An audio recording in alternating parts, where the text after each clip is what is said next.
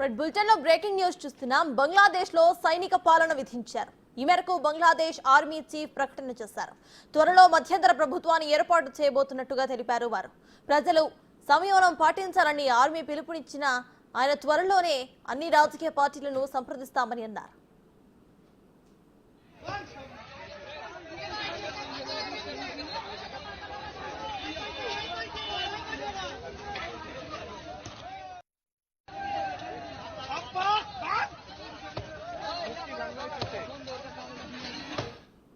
మరోవైపు ఢాకాలో ఆందోళనకారులు విధ్వంసం సృష్టిస్తున్నారు. పీఎం అధికార నివాసంలోకి చొరబడి తలుపులు, గాజు వస్తువులు, ఫైల్స్, ఫర్నిచర్, ప్రింటర్స్ అన్ని కూడా ధ్వంసం చేశారు. మరోవైపు బంగ్లా జాతిపిత షేక్ ముజిబుర్ రెహమాన్ విగ్రహాన్ని కూడా ఆందోళనకారులు ధ్వంసం చేశారు.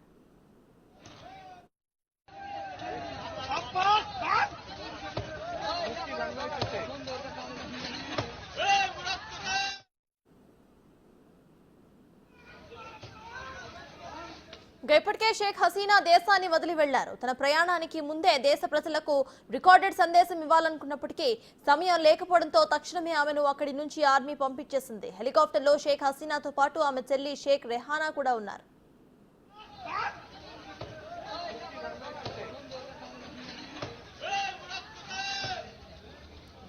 భారత్ బంగ్లాదేశ్ సరిహద్దులో హై అలర్ట్ ప్రకటించారు. కూచ్ బెహార్, పెట్రాపోల్ సరిహద్దుల్లో భద్రతను పెంచారు.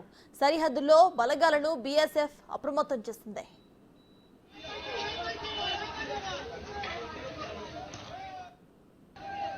ఇదే విషయంపై పూర్తి డీటెయిల్స్ మా ప్రతినిధి శివ అందిస్తారు. శివ, చెప్పండి, అటు బంగ్లాదేశ్ లో నెలకొన్న పరిస్థితుల వల్ల భారత్ బంగ్లా బోర్డర్ లో హై అలర్ట్ ఉన్నట్టు తెలుస్తోంది. ప్రెసెంట్ అప్డేట్స్ ఏంటి? భారత్ బంగ్లాదేశ్ సరిహద్దులో హై అలర్ట్ ప్రకటించారు ఆర్మీ అధికారులు. అయితే కూచ్ బెహార్, పెట్రాపోల్ సరిహద్దులో భద్రతను కట్టుదిట్టం చేశారు.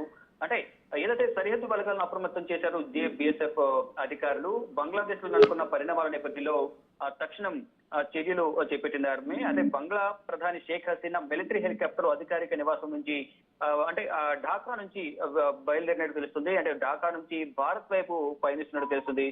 అంటే ఏదైతే షేక్ హసీనా C-130 మిలిటరీ విమానంలో ప్రయాణం చేస్తున్నారు. దేశం విడిచి భారత్ వైపు వెళ్తూ ఉన్నారు. దీనికి సంబంధించి వారు ఒక ట్రాకర్ ను కూడా ఆర్మీ అధికారులు రిలీజ్ చేశారు. అంటే అక్కడ ఎటువంటి అవాంఛనీయ సంఘటనలు జరగకుండా అందరూ కూడా అక్కడంటే ప్రస్తుతం అక్కడ సంక్షోభం ఏర్పడుతున్న నేపథ్యంలో రాజకీయ సంక్షోభం అన్ని రాజకీయ పార్టీలతో షేక్ హసీనా సంప్రదింపులు జరిపినప్పటికీ కూడా అక్కడున్న ప్రజలందరూ కూడా షేక్ హసీనాను రాజీనామా చేయాలి, తన ప్రధాని పదవికి అనేది ప్రధానంగా అందరూ డిమాండ్ చేస్తున్నారు. రోడ్లపైకి వచ్చి నిరసన తెలియజేస్తున్నారు. అక్కడున్న విగ్రహాలను ధ్వంసం చేస్తూ ఉన్నారు. ఎక్కడికక్కడ ఆర్మీ బలగాలు కూడా మోహరించి ఎవరైతే నిరసనకారులను వారందరినీ చెదగొట్టే ప్రయత్నం చేస్తున్నారు. త్వరలోనే మధ్యంతర ప్రభుత్వాన్ని ఏర్పాటు చేసేందుకు ఆర్మీ రంగం సిద్ధం చేస్తుంది.